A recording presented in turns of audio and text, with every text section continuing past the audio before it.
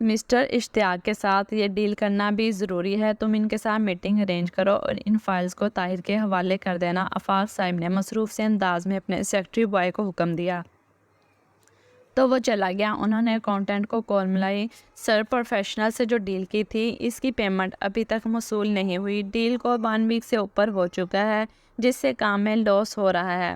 دوسری جانب سے ساری تفصیل بتائے گی۔ ٹھیک ہے، میں اس معاملے کو ہینڈل کرتا ہوں۔ وہ کال رکھتے کھڑے ہو گئے، تبھی ان کے سر میں ٹیس سی اٹھی۔ درد ایسا ہوا کہ سر چکرانے لگا۔ اسی لمحے آفس کا دروازہ کھول کر علیان اپنے ہی دھیان میں اندر داخل ہوا۔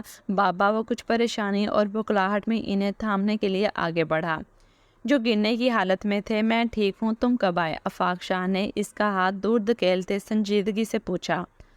آپ کی طبیعت ٹھیک نہیں، ہاسپٹل چلیے۔ علیان نے ضبط کرتے تحمل سے انہیں سہارا دے کر کہا۔ میری میٹنگز ہیں ابھی، تم جاؤ وہیں جہاں سے آئے ہو۔ ٹھیک ہوں میں بالکل، تمہیں میری فکر کرنے کی بالکل ضرورت نہیں۔ انہوں نے پانی کا گلاس لبوں سے لگاتے سختی سے کہا۔ آپ اپنے ساتھ ٹھیک نہیں کر رہے بابا، آپ کو کچھ ہو جائے گا، پلیز چھوڑتے ہیں سب، میں سنبھال لوں گا۔ عالیہ نے شرمندگی اور فکر مندی کے زیر اثر ان سے کہا تھا۔ آفاق صاحب نے طنزیہ نگاہوں سے اسے دیکھا۔ تم نے اگر سنبھالنا ہوتا تو آج یہ وقت آیا ہی نہ ہوتا علیان صاحب، وہ غصے سے بھاری آواز میں بول اٹھے۔ علیان کی آنکھوں میں سرخی سی چھانے لگی۔ تو ٹھیک ہے، وہ روم سے باہر نکل گیا۔ کچھ ہی دیر میں ایک ڈاکٹر ان کے آفس میں موجود تھا۔ آفاق شاہ نے علیان کی ضد سے زج ہو رہے تھے، پر کوئی تماشا نہیں لگانا چاہتے تھے، اس لیے خاموش رہے۔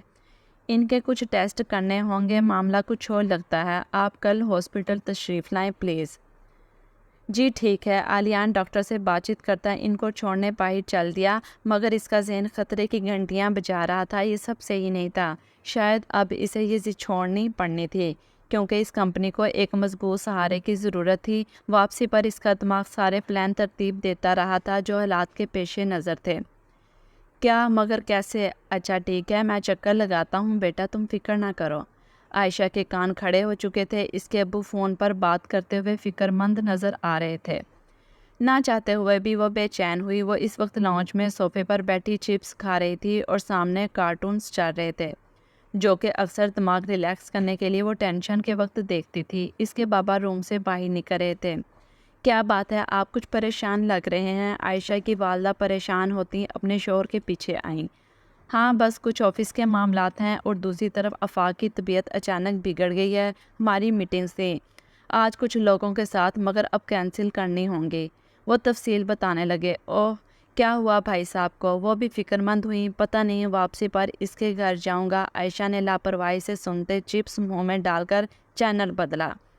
تبھی اس کے دماغ کی بتی جاگی۔ مسٹر آفاق یعنی علیان سر کے فادر، ابو کے دوست۔ اف، اسے اچانک فکر ہوئی، لیکن دل کو تسلی ہو چکی تھی کہ اب سر علیان یہاں ہرگز نہیں آئیں گے۔ عائشہ نے شکر کا سانس لیا۔ چلو یہ تو اچھا ہوا کہ سر کے فادر بیمار ہو گئے۔ ماریا نے ٹھنڈی سانس خارج کی، مگر عائشہ کی گھوریوں پر سٹ پٹائی۔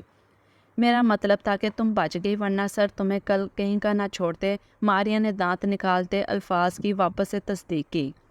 پتہ نہیں، بس ٹھیک ہوں۔ انکل آفاق بہت اچھے انسان ہیں، وہ سر سے تو بالکل نہیں ملتے جلتے، بہت سافٹ نیچر کے ہیں۔ عائشہ نے اچھے دل سے ان تینوں کی معلومات میں اضافہ کیا۔ تم ان سے پہلے کتنی دفعہ ملی ہو؟ مشعل نے تجسس سے پوچھا۔ کئی دفعہ، عائشہ نے مسکرا کر بتایا۔ ان تینوں کی تیکھی نظروں سے نے اسے گھورا۔ ہاں مگر کافی چھوٹی ہوا کرتی تھی، وہ جب بھی آتے تو ڈھیر سارے گفٹس لاتے، اور جب کبھی سر علیان کو لاتے تو ہم مل کر کھیلتے تھے۔ سر مجھ سے 5-6 سال بڑے تھے، مگر وہ بھی اکلوتے اور میں بھی، اس لیے ہماری خوب بنتی تھی۔ عائشہ نے ماضی کو یاد کرتے بتایا۔ اچھا تو پھر سر سے تمہاری اب کیوں نہیں بنتی؟ ہانیہ نے شرارت سے پوچھا۔ تب کی بات اور تھی، تب وہ بچے تھے، پر اب ہٹلر بن چکے ہیں۔ عائشہ نے علیان کی نقل اتاری۔ اچھا اور بتاؤ نا، مشعل نے تجسس سے پوچھا، مگر پھر وقت کے ساتھ ساتھ انہوں نے آنا جانا کم کر دیا۔ ابو اور انکل بھی آفس میں بزی رہنے لگے، اور پھر میں انہیں بھولنے لگی۔ لیکن کالج میں داخل ہوتے ہی مجھے سر کو یہاں پڑھاتے دیکھ کر لگا اب وہ بالکل پہلے جیسے نہیں ہیں، اکڑو، روڈ اور خڑوس بن چکے ہیں۔ وہ چاروں باتیں کرتی اپنی کلاس کی جانب بڑھ رہی تھی۔ ویسے تم نے ہم سے کتنا کچھ چھپائے رکھا یار، اس کی معافی نہیں دیں گے ہم۔ ہانیہ نے اس کے بال کھینچے۔ صحیح کہا تم نے، ماریا نے بھی اس کا ساتھ دیا۔ اچھا بابا ٹھیک ہے، آج تم لوگ میرے گھر آ جاؤ، پارٹی کرتے ہیں، پھر ساری ناراضگی ختم ہو جائے گی۔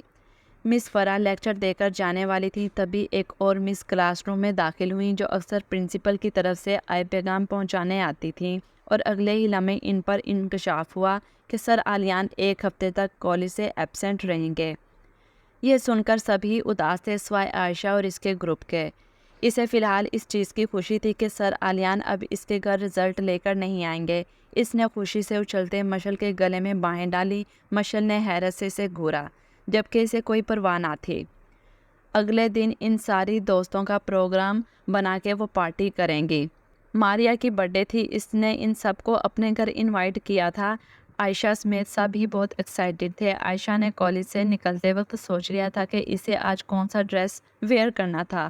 وہ گھر پہنچ کر اپنے کمرے میں جانے لگی کہ اپنے والد کو گھر میں موجود پا کر خوشی سے جھوم اٹھی۔ بابا آج آپ گھر پر کیسے؟ وہ مسکرا کر ان کے بازو سے چپک کر بیٹھ گئی۔ اپنی بیٹی کے لیے وہ اسے بازو کے حلقے میں لیتے کہہ گئے۔ عائشہ کی والدہ کسی سے فون پر بات کر رہی تھی، اب وہ ان دونوں کی جانب متوجہ ہوئی۔ سنیں، آپ کل آفاق بھائی کی طبیعت کا ذکر کر رہے تھے، کیسی ہے اب؟ وہ پاس آتی پوچھنے لگی۔ ہاں اب کافی بہتر ہے، وہ سنجیدگی سے بتانے لگے۔ زہرا بیگم آج رات میں نے آفاق صاحب اور ان کی فیملی کو ڈنر پر انوائٹ کیا ہے، آپ اچھا سا کھانے کا انتظام کروا لیجیے گا۔ افتخار صاحب نے میز پر سے اخبار اٹھاتے بتایا تو زہرا بیگم سمیت عائشہ بھی چونکی۔ افتخار صاحب کے چہرے پر مسکراہٹ جاندار تھی۔ پر ابھی تو آپ بتا رہے ہیں کہ ان کی طبیعت ناساز ہے، تو وہ کیسے آئیں گے؟ وہ الجھی۔ ہاں بھئی، اس لیے تو انہیں بلا رہا ہوں، جو بات آفس میں نہیں ہوتی وہ ہم گھر پر مل کر بیٹھ کر کریں گے۔ اب میں نے سوچا ہے اسے ملنے کے لیے بلاؤں گا تو اسے اچھا فیل ہوگا، یقیناً اسے ہم سے مل کر اچھا لگے گا۔ وہ مطمئن تھی۔ عائشہ کی آنکھیں کھلی رہ گئیں، اتنا پیار اچانک ابو کو کیسے جاگ اٹھا تھا؟ اور عائشہ بیٹا تم بھی تیار رہنا، سب مہمان آئیں گے، آفاق انکل بھی آئیں گے، تمہیں ان سے ملنا ہے، ان کا بیٹا بھی آئے گا، تمہیں یاد ہوگا بچپن میں تم اس کے ساتھ کھیلا کرتی تھی۔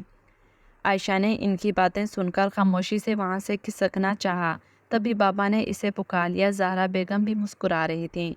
نہیں مجھے نہیں یاد۔ اب اس کے والد اس کی بات پر ہنسے۔ چلو کوئی بات نہیں، آج رات ملو گی تو یاد آ جائیں گے۔ اب کی بار انہوں نے اس کے سر پر ہاتھ رکھتے کہا۔ عائشہ کو بروقت کچھ یاد آیا۔ آج تو ماریا کی برتھ ڈے ہے۔ وہ بابا آج تو میں، عائشہ کی زبان پھسلنے لگی۔ کیا ہوا؟ اس کے ماں باپ اس کی جانب متوجہ ہوئے۔ میری فرینڈ کی آج برتھ ڈے ہے، مجھے تو آج وہاں جانا ہے، عائشہ نے سنبھل کر بتایا۔ زہرا بیگم نے اسے گھورا۔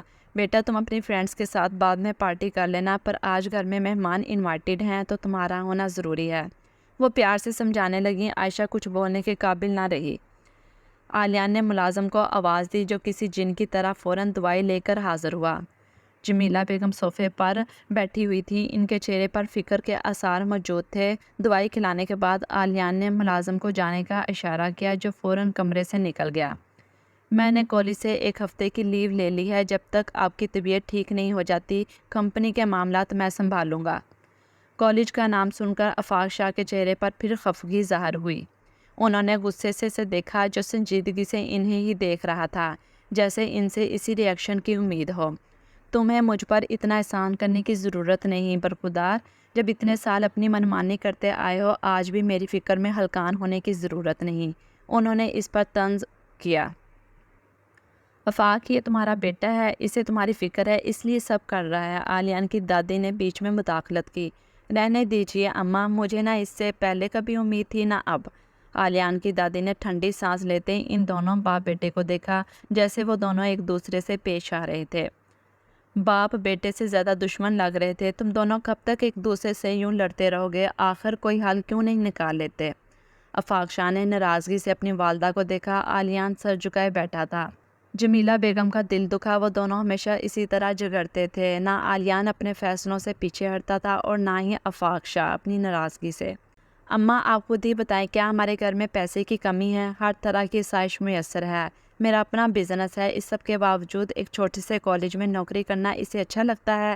اسے کیوں احساس نہیں کہ اس کی اس حرکت سے ہمارے اسٹیٹس پر کتنا اثر پڑے گا؟ آفاق شاہ نے سختی سے کہتے آلیان کو سنایا تھا۔ وہ غصے میں تھے اور یہ ان کی صحت کے لیے ٹھیک نہیں تھا۔ آلیان نے آنکھیں سختی سے بند کر کے دوبارہ کھولیں اور نظر اٹھا کر انہیں دیکھا۔ شاید وہ ٹھیک ہی کہہ رہے تھے۔ آفاق یہ ابھی نادان ہے، اسے معاف کر دو، وقت کے ساتھ اسے سب سمجھ آ جائے گا۔ جمیلہ بیگم نے نرمی سے سمجھایا، جو ان لمبی لمبی سانس لے رہے تھے۔ مجھے اس نے ڈپریشن دیا ہوا ہے، میں یہاں سے جا رہا ہوں۔ اپنی جگہ سے اٹھنے لگے تو عالیہ نے انہیں تھاما۔ آپ کدھر جا رہے ہیں؟ وہ پوچھنے لگا۔ اماں، آپ کو یاد ہوگا میرا دوست افتخار جو کل مجھ سے ملنے آیا تھا، آج اس نے ڈنر پر مجھے اور آپ دونوں کو انوائٹ کیا ہے، تو ٹائم سے تیار ہو جائیے گا۔ وہ اس کا ہاتھ جھٹک کر اپنی والدہ سے مخاطب ہوئے۔ آلیانس میں جمیلہ بیگم نے بھی حیرت سے انہیں دیکھا۔ جب تمہاری طبیعت نہیں ٹھیک تو وہاں جانے کی کیا ضرورت ہے؟ وہ سر پیٹ کر رہ گئیں۔ یہاں رہ کر کون سی طبیعت بحال ہو رہی ہے؟ وہاں اپنے دوست سے ملوں گا تو ٹھیک ہو جاؤں گا۔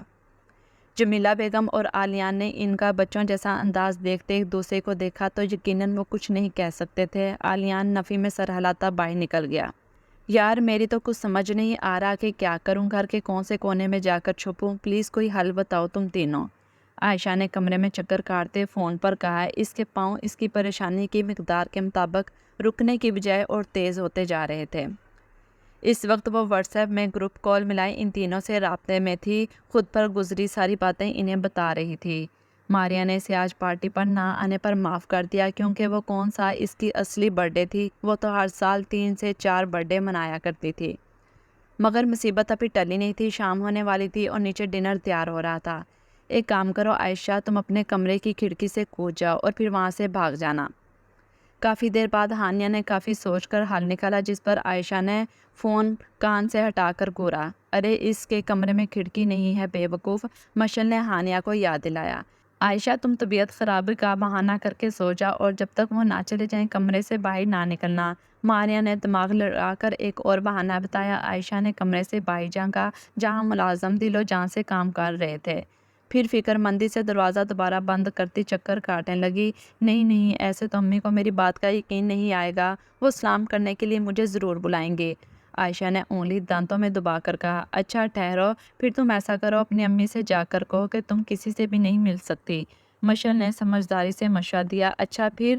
عائشہ نے تیزی سے پوچھا۔ تو پھر آنٹی وجہ پوچھیں گی تو کہنا کل تمہارا امپورٹنٹ ٹیسٹ ہے، اگر تم نے 1 منٹ بھی ضائع کیا تو تم فیل ہو جاؤ گے۔ ماریا اور ہانیہ بھی غور سے سن رہی تھیں۔ ہاں یہ ٹھیک رہے گا، ویسے بھی تمہاری امی پڑھائی کے معاملے میں بہت سیریس ہے۔ ماریا نے عائشہ کو سمجھایا۔ اچھا ٹھیک ہے، میں اب فون رکھتی ہوں، مجھے لگتا ہے امی آ رہی ہیں۔ باہر سے قدموں کی آواز سنتے ہی اس نے جھٹ سے اپنے بیگ کی تلاش میں نظریں دوڑائیں جو ٹیبل پر لوارسوں کی طرح فالتو پڑا تھا۔ عائشہ، زہرا بیگم نے کمرے میں داخل ہوتے اسے پکارا تھا۔ آفاق شاہ گاڑی میں پہلے ہی بیٹھ چکے تھے۔ عالیہ نے ایک سرد آب بھرتے گاڑی کا دروازہ کھول کر ڈرائیونگ سیٹ سنبھالی۔ آخر عالیان اور جمیلہ بیگم دونوں کو ہی ان کے ساتھ جانا پڑا۔ جمیلہ بیگم خود بھی ان کی فیملی سے ملنے کی خواہش مند تھی۔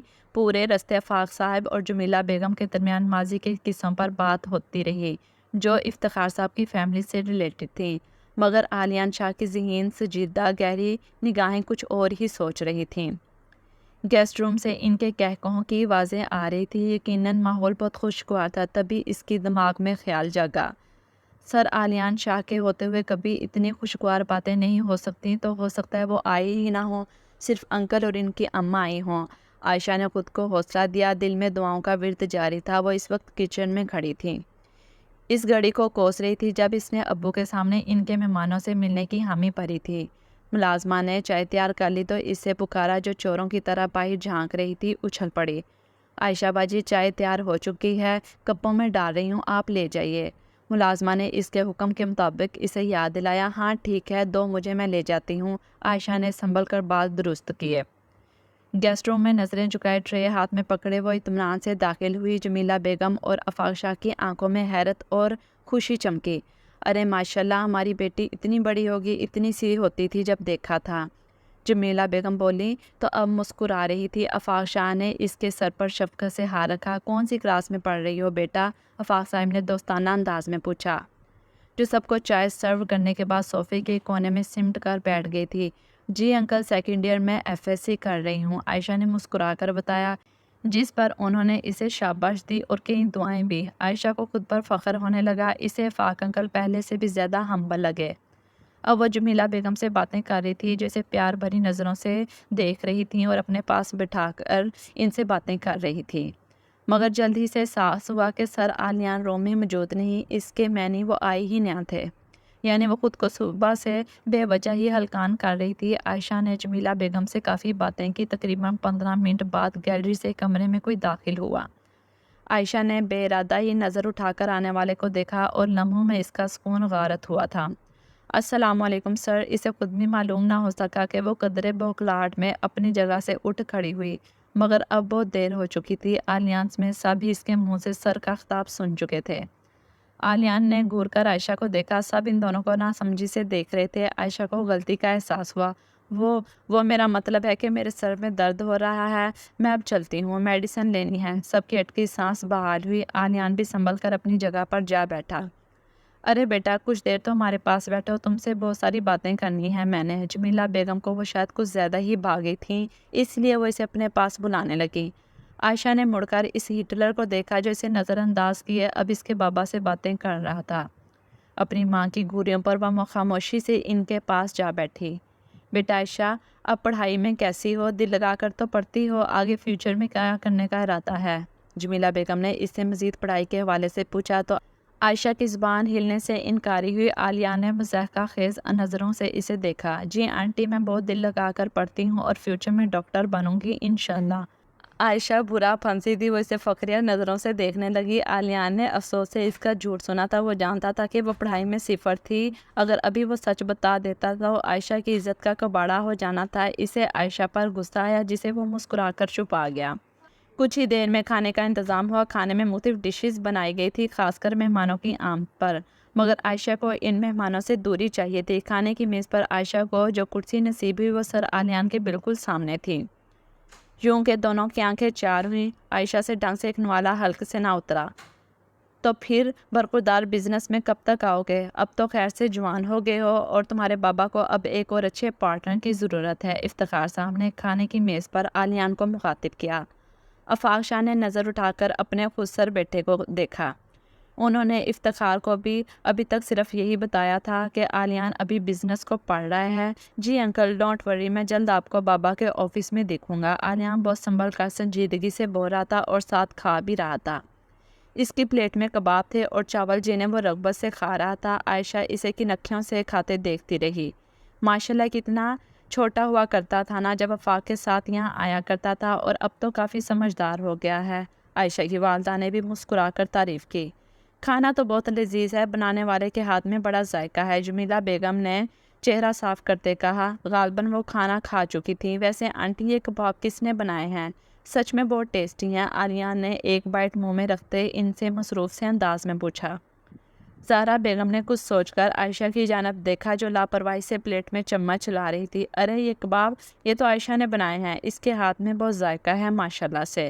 زہرا بیگم کے چہرے پر کوئی مزاح کی رمق نہیں تھی اور عائشہ کو کھانا حلق میں اٹک گیا۔ آلیان نے عائشہ کی جانب نظر اٹھائی جو اب پانی کا گلاس منہ سے لگا چکی تھی۔ جمیلہ بیگم سمیت آفاق صاحب بھی مسکرائے۔ ہاں واقعی کباب بہت لذیذ بنے ہیں، یعنی ہماری عائشہ بیٹی کے ہاتھ میں بہت ذائقہ ہے۔ جمیلہ بیگم نے عائشہ کے سر پر پیار سے ہاتھ پھیرا۔ عائشہ کو اپنا آپ کسی شو پیس سے کم نہ لگا۔ آلیان مشکوک نگاہوں سے اسے دیکھ رہا تھا۔ اس کی نالائق شاگرد میں اتنا ذائقہ کیسے ہو سکتا ہے؟ شاید ہو بھی سکتا ہے، ضروری تو نہیں کہ پڑھائی کی طرح وہ ہر کام میں نالائق ہو۔ وہ سوچ کر بمشکل مسکرا دیا۔ عائشہ اس کی دادی کو اندر لے کر جا رہی تھی اور پیچھے آلیان نے اسے گہری نظروں سے جاتے دیکھا تھا۔ کچھ خاص نہیں، بس پہلے تو مجھے لگا وہ اپنے گھر والوں کے ساتھ نہیں آئے گا، مگر پھر اچانک کسی بھوت کی طرح نازل ہو گئے۔ میرے تو حواس نے کام کرنا چھوڑ دیا اور اسی عجلت میں میرے منہ سے السلام علیکم سر نکل گیا۔ عائشہ نے کینٹین میں بیٹھے ان تینوں کو ساری بات بتائی۔ وہ بنا پلک جھپکائے اسے سن رہی تھیں۔ ان کی آئس کریم پی رہی تھی، مگر انہیں آئس کریم سے زیادہ اس موضوع میں دلچسپی تھی۔ یہ تم کیا کہہ رہی ہو؟ ماریا نے دانت پیسے تھے۔ گویا پھر کیا ہوا؟ مشر نے جلدی سے پوچھا۔ پھر سب اس سے قبل کچھ سمجھتے۔ میں نے کہا میرے سر میں درد ہے تو سب کا دھیان بٹ گیا، مگر اس ہٹلر نے مجھے گھورا۔ عائشہ نے منہ بنا کر بتایا جیسے منہ میں کڑواس گھل گئی ہو۔ پھر کیا ہوا؟ جلدی بولو عائشہ، ہانیہ نے پوچھا۔ پھر وہ سب کھانا کھانے لگے تو اس نے کباب کی تعریف کی اور پوچھا کہ یہ کس نے بنائے ہیں۔ عائشہ نے مسکان سجاتے بتایا تو وہ تینوں اس کی حرکتوں کو دیکھنے لگیں، اور پھر میری امی نے یہ کہہ دیا کہ یہ کباب عائشہ نے بنائے ہیں تو اس نے مسکرا کر مجھے دیکھا۔ وہ کھوئے کھوئے سے انداز میں بولتی اچانک ہوش میں آئی۔ عائشہ تو مانو خواب سے جاگی تھی۔ امی نے کہا کہ میں نے بنائے ہیں۔ اللہ اللہ، آپ نے اتنا بڑا جھوٹ بولا امی، یہ کیا کیا آپ نے؟ مجھے تو الف بے بھی نہیں معلوم۔ عائشہ صدمے سے واپس بیٹھ گئی۔ وہ تینوں بھی حیرت میں تھی، شدید حیرت میں۔ بھلا عائشہ اور کھانا بنانا؟ واقعی یہ ایک بہت بڑا جھوٹ تھا۔ زہرا بیگم، ایک کپ چائے تو بنوا دیجیے، میں اپنے کمرے میں ہوں، افتخار صاحب نے اپنی زوجہ محترمہ سے کہا، جو غالباً انہیں کہیں جانے کی تیاری میں مصروف تھی۔ ان کے ہاتھ میں موجود جیولری کے سیٹ ہی صاحب بتا رہے تھے، خاص اہتمام ہو رہا ہے۔ جی اچھا، عائشہ سے بنوا دیتی ہوں، وہ لاؤنج میں ہی بیٹھی ہے۔ زہرا بیگم نے انہیں دیکھ نرمی سے کہا اور عائشہ کو آواز دی، جو بازار پڑھنے میں مگن دکھائی دی تھی۔ کچھ ہی دیر میں وہ چائے بنوا کر ہاتھ میں لیتی ان کے کمرے کا دروازہ نوک کرتی اندر داخل ہوئی۔ افتخار صاحب کی آنکھیں چشمے کے پیچھے سے مسکرائیں۔ وہ اس وقت کسی سے فون پر بات کر رہے تھے۔ عائشہ نے چائے کا کپ سائڈ ٹیبل پر رکھا اور مسکرا کر ان کے پاس ہی بیٹھ گئی۔ افتخار صاحب نے کچھ سیکنڈ بعد فون رکھا تو عائشہ کے سر پر ہاتھ پھیرا۔ کیسی ہے میری بیٹی؟ آج کل کم دکھائی دیتی ہے، ایسی کیا مصروفیات چل رہی ہیں؟ مجھے بھی بتاؤ بھی، وہ نرمی سے پوچھنے لگے۔ میں ٹھیک ہوں بابا، آج کل کالج میں ٹیسٹ چل رہے ہیں تو پڑھائی کا برڈن بہت زیادہ ہے بس، وہ اطمینان سے بتا گئی۔ اچھا، تو باپ بیٹی میں کیا باتیں چل رہی ہیں؟ زہرا بیگم اندر داخل ہوئی تو وہ دونوں چونکے۔ تبھی عائشہ کا فون بجا تو وہ ایکسکیوز کرتی اپنے کمرے میں چلی آئی۔ افتخار صاحب نے اسے جاتے دیکھا۔ زہرا، آپ کو نہیں لگتا ہماری بیٹی اب بڑی ہو گئی ہے؟ ان کی زوجہ متوجہ نہیں۔ ہاں آپ ٹھیک کہہ رہے ہیں، بچوں کو بڑے ہوتے وقت ہی کتنا لگتا ہے۔ انہوں نے سر پر بیٹھتے بات کی۔ تو پھر آپ نے کچھ سوچا ہے عائشہ کے حوالے سے؟ زہرا نے افتخار صاحب سے پوچھا۔ نہیں، ابھی تو ہماری بیٹی پڑھ رہی ہے، وقت کے ساتھ دیکھیں گے، جو نصیب میں ہوا ہو جائے گا۔ افتخار صاحب نے چائے پیتے کہا، ویسے آفاق بھائی کا بیٹا علیان بھی ماشاءاللہ سے بڑا ہو گیا ہے، کیا انہوں نے اس بارے میں کچھ سوچا ہے؟ وہ مصروف سے انداز میں پوچھنے لگی۔ نہیں، کبھی اس بارے میں بات نہیں ہوئی، اللہ سب بچوں کے نصیب اچھے کرے، آمین۔ علیان شاہ کی پرسنالٹی ہی ایسی تھی کہ کالج کی تمام طالبات اسے جانتی تھیں۔ وہ پڑھانے میں تو قابل استاد تھا ہی، مگر اس کا انداز، اس کی شخصیت کا رعب اسے سب سے منفرد بناتا تھا۔ جہاں طلبہ اس کے شدائی تھے، وہیں تمام اساتذہ بھی اسے پسند کرتے تھے۔ وہ اپنی پڑھائی مکمل کر چکا تھا، اپنا بزنس سنبھالنے میں اسے کوئی دقت نہیں تھی، مگر معاملہ دل کا تھا، جس کے باعث اسے یہ راستہ اختیار کرنا پڑا۔ وہ بچپن سے ہی عائشہ کو پسند کرتا تھا، وہ اس کی اکلوتی دوست ہوا کرتی تھی، وہ آپس میں کھیلتے بھی تھے۔ عائشہ کے والد کا ان کے گھر میں اسی طرح آنا جانا تھا۔ علیان کے من میں کئی امیدیں جنم لے چکی تھی، مگر پھر اس کے والد آفاق شاہ کام کے سلسلے میں اپنی پوری فیملی کو لے کر دوسرے ملک شفٹ ہو گئے۔ کئی سال وہیں رہنے کے بعد علیان کی ماں کا انتقال ہو گیا اور جب وہ پاکستان واپس آئے تو حالات کافی بدل چکے تھے۔ عائشہ کے والد بھی اپنی فیملی سمیت رہائش بدل چکے تھے، آنا جانا بہت کم ہو گیا تھا، نہ ہونے کے برابر۔